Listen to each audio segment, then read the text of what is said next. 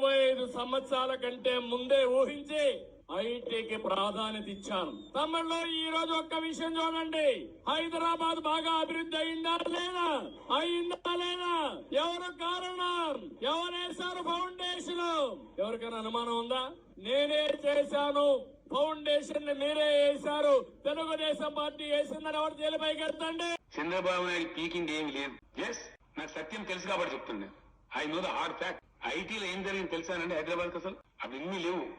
కొన్ని ప్రముఖమైన కంపెనీలు చాలా పెద్ద ఎస్టాబ్లిష్ అయిన వారు అయిన తర్వాత ఏం జరిగిందంటే వాళ్ళ యొక్క బ్యాకప్ మెకానిజం అంటారు దాన్ని. బ్యాకప్ మెకానిజం 2 పదాలు మీరు రాసుకోవాలి తెచ్చి, మళ్ళీ కన్ఫ్యూజన్. బ్యాకప్ మెకానిజం అంటారు ఒకటి, డిజాస్టర్ మేనేజ్మెంట్ మెకానిజం అంటారు రెండు.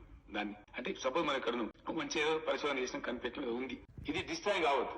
అంటే ఇక్కడ భూకంపం వచ్చినా, ఇక్కడ ప్రకృతి విపత్తు వచ్చినా డిస్ట్రాయ్ కాకుండా ఉండాలి. అంటే ఏం చేస్తారు, సేఫ్ జోన్ ప్రపంచంలో ఎక్కడ ఉంటుందో అక్కడ సర్వర్ పెట్టి అక్కడ స్టోర్ చేసి పెడతారు. డిజాస్టర్ మేనేజ్మెంట్ మెకానిజం అంటారు దాన్ని, బ్యాకప్ మెకానిజం అంటారు. వాళ్ళు ఐబిఎం లాంటి పెద్ద సంస్థ ఫస్ట్ స్టార్ట్ చేసిన ఐబిఎం వాళ్ళు, ఇంకా కొన్ని సంస్థలు వాళ్ళు. రాజీవ్ గాంధీ వాళ్ళు కాదు, నాకు సత్యం తెలుసు కాబట్టి ఇది history. Rajiv Gandhi prime minister ఉన్నప్పుడు వాళ్ళ యొక్క పరిజ్ఞానం ద్వారా వాళ్ళు ఎంక్వైరీ చేసిన మొత్తం గ్లోబ్. అప్పుడు సెస్మలాజికల్ అంటే భూకంపాలు అతి తక్కువ వచ్చే ప్రాంతం ఏదంటే హైదరాబాద్ సిటీ. డక్కన్ ప్లేటో అతి తక్కువ భూకంపాలు వస్తాయి. సముద్రానికి అంత క్లోజ్ గా లేదు కాబట్టి తుఫాన్లు, భయంకరమైన తుఫాన్లు రావు. తుఫాన్ ఇంపాక్ట్ ఉంటుంది బట్ అంత భయంకరంగా రాదు, వాష్అవుట్ కాదు. కాబట్టి ఏ రకంగా చూసినా కూడా క్లైమేటిక్ కండిషన్ కూడా extreme, non extreme, pleasant climatic conditions ఉంటాయి. అంటే వెరీ హెవీ టెంపరేచర్స్ పోవు, ఫ్రీజింగ్ కోల్డ్ పోదు.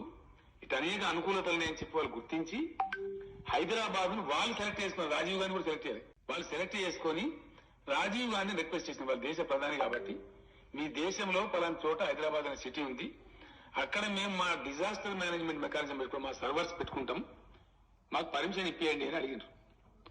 అప్పుడు అనుకోకుండా ఎన్ జనార్దన్ రెడ్డి గారు ఇక్కడ చీఫ్ మినిస్టర్ ఉన్నారు. ఎన్ జనార్దన్ రెడ్డి గారు చీఫ్ మినిస్టర్ ఉంటే రాజీవ్ గాంధీ జనార్దన్ రెడ్డి గారిని ఢిల్లీకి పిలిపించి, ఇది మంచి అవకాశం, మీరు దీన్ని ఏర్పాటు చేసుకొని మీ ఐటీ మీకు పెరుగుతుంది, మీ సిటీలో మీ ప్రాంతం బాగుందని అంతర్జాతీయ ఐటీ కంపెనీలు అడుగుతున్నాయి, దీన్ని ఛాన్స్ తీసుకొని పెట్టుకోమన్నారు.